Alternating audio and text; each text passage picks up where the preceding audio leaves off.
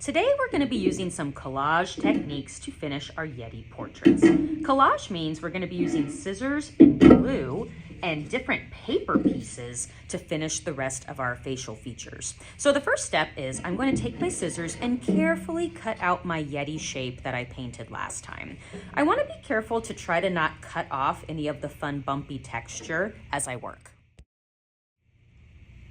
Now that my Yeti is cut out, I'm going to use different papers to add the other facial features. I'm going to do a little trick to make sure both of my eyes come out the same size and shape. With my white paper, I'm going to fold it in half like a book. And then I'm going to kind of hold it up to the face so that I can draw the size eye that I want. Now keep in mind, you get to decide how big the eyes are, what shape they are, because we don't want our Yetis to all look the same. I want to encourage you to make your Yeti unique. Now, once I have a size that I like, I'm going to cut this circle out while the paper is still folded. So I'm just cutting through the 2 layers at once. And this is such a good trick because instead of having one shape cut out, I actually have 2 cut out because the paper was folded and they are the exact same size and shape. I just love that trick. Now, after I have my eyes cut out, I'm gonna cut out some smaller black circles for the pupils and some other shapes to go on my face as well. If you want to make horns for your Yeti, it could be a good idea to use that same folding trick, but you don't have to. And this time, let's see, I think I'm going to make maybe like a candy cane shaped horn.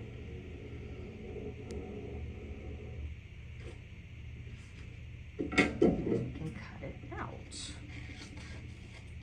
Now, as I'm working, I'm trying to think about what else I can add to my Yeti to make it creative. Now remember, whatever you add, you can't draw it with a pencil. You have to cut it out with paper. So I'm thinking maybe for this Yeti, I might add some horns. I might decide to give him some green eyes instead of just leaving them black. Let's see how this looks. Sometimes I like to just kind of cut things out and move things around so that I can see how they look. That's why I'm not gluing anything together yet, because I sort of like to have my plan figured out before I use glue.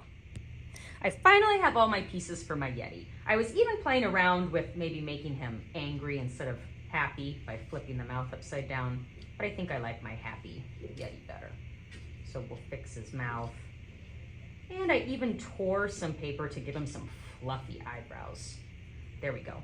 Once I have it laid out the way I like, I am going to use tiny, tiny dots of glue to start gluing my pieces down one by one. I'm not just going to brush all these pieces off because I spent a long time laying them out the way that I like them. So I'm just going to lift and glue one piece at a time so that I don't forget how it's laid out.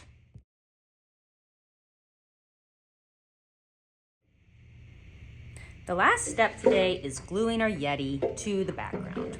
So I'm going to very carefully flip him over, and I'm going to add tiny dots all around the edge of my project. I do not need to put any glue in the middle. I definitely don't need to have any big puddles of glue. I'm still just using tiny dots all around the outside edge with nothing extra in the middle. Then I'm going to very carefully flip it over. It's not dripping all over my project because I did not use too much glue. And then it's very easy for me to glue it on. Make sure that you're lining your Yeti up with the bottom of your paper. We don't want a floating Yeti head. We want to make sure that it's lined up with the bottom. After we have our Yeti pressed on gently to our background, and you might have to hold it for a few seconds, we're going to leave our projects to dry.